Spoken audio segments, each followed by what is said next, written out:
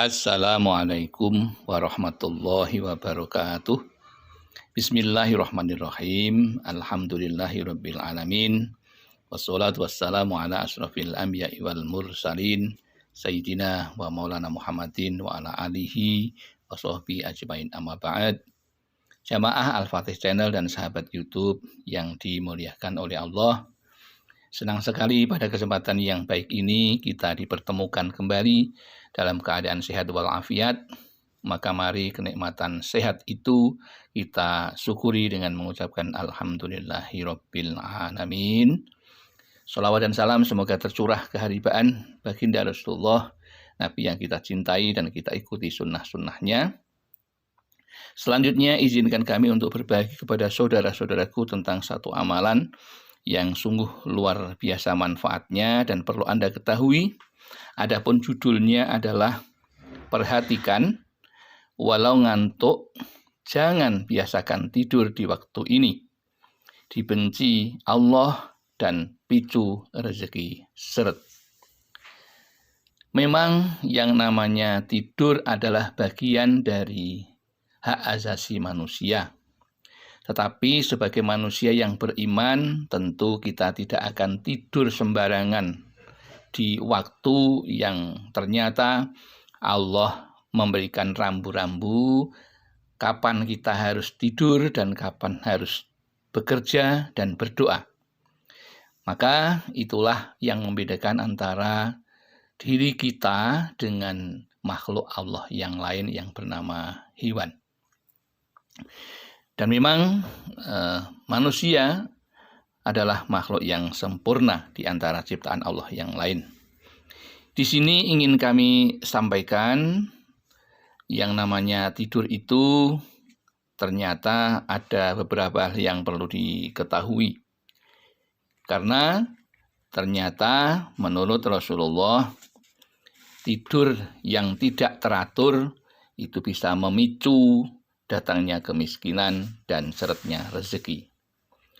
Lantas apakah yang mendasari dan yang perlu Anda ketahui tentang bagaimana kita mempunyai waktu yang tepat untuk tidur?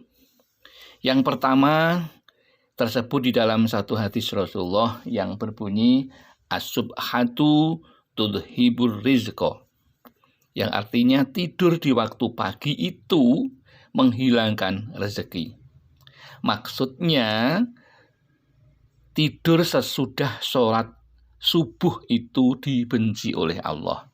Jadi setelah kita sholat subuh, janganlah Anda untuk gunakan tidur, karena itu dibenci oleh Allah, dan barang siapa yang dibenci oleh Allah, maka ia tidak akan mendapatkan rahmatnya. Kemudian yang kedua, tidur yang juga perlu Anda hindari seperti yang sudah dinasihatkan Rasulullah kepada kita, hadhihi doj'ah yabghaduhallahu wa rasuluh. Tidur demikian ini dalam posisi tertelungkup atau ungkep-ungkep itu dibenci oleh Allah dan Rasulullah. Karena menurut sebagian riwayat bahwa tidur yang semacam itu adalah tidurnya setan. Jadi kita tidak dianjurkan untuk mengikuti apa yang dilakukan oleh setan. Kemudian yang perlu Anda ketahui juga yaitu yang ketiga, tidur setelah sholat asar menuju maghrib. Jadi antara asar dengan maghrib itu janganlah pernah Anda gunakan. Jika tidak sangat terpaksa untuk tidur, janganlah Anda tidur. Tidur di waktu ini bisa menyebabkan stres atau bingung. Sabda Rasulullah SAW, barang siapa yang tidur setelah sholat asar lalu akalnya hilang, maka janganlah dia mencela atau menyalahkan kecuali dirinya sendiri. Kemudian yang satu lagi yang perlu Anda ketahui yang berkaitan dengan masalah tidur, dan ini juga tidak disukai oleh Rasulullah karena akan mendatangkan murka Allah.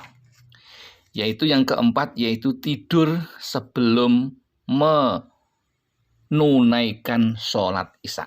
Jadi setelah maghrib, antara maghrib dengan isya, janganlah pula Anda tidur di waktu itu, karena ada satu riwayat dari Abu Barzah radhiyallahu anhu bahwasanya Rasulullah Shallallahu Alaihi Wasallam membenci tidur sebelum sholat isya dan ngobrol setelahnya. Jadi ada dua hal penting yang perlu kita ketahui.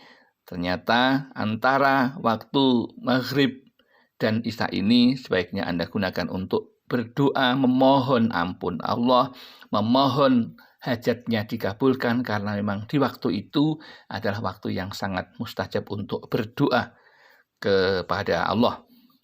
Dan yang perlu diyakini dan diketahui yaitu setelah isya kita juga tidak dianjurkan banyak ngobrol, karena Rasulullah mencontohkan ketika setelah sholat isya dan menjalankan sholat sunnah yang lain yang tidak pernah ditinggalkan, yaitu sholat witir oleh Rasulullah, maka Anda sebaiknya bisa menggunakan waktu setelah isya itu untuk segera menuju ke pembaringan, dengan harapan ya nanti setelah pukul 12 di waktu yang sangat mustajab bisa bangun untuk melakukan sholat tahajud kepada Allah seperti yang dicontohkan oleh Rasulullah kepada kita.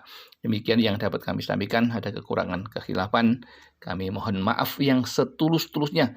Akhirul kalam billahi taufik wal hidayah wal inayah wal barakah. Wassalamualaikum warahmatullahi wabarakatuh.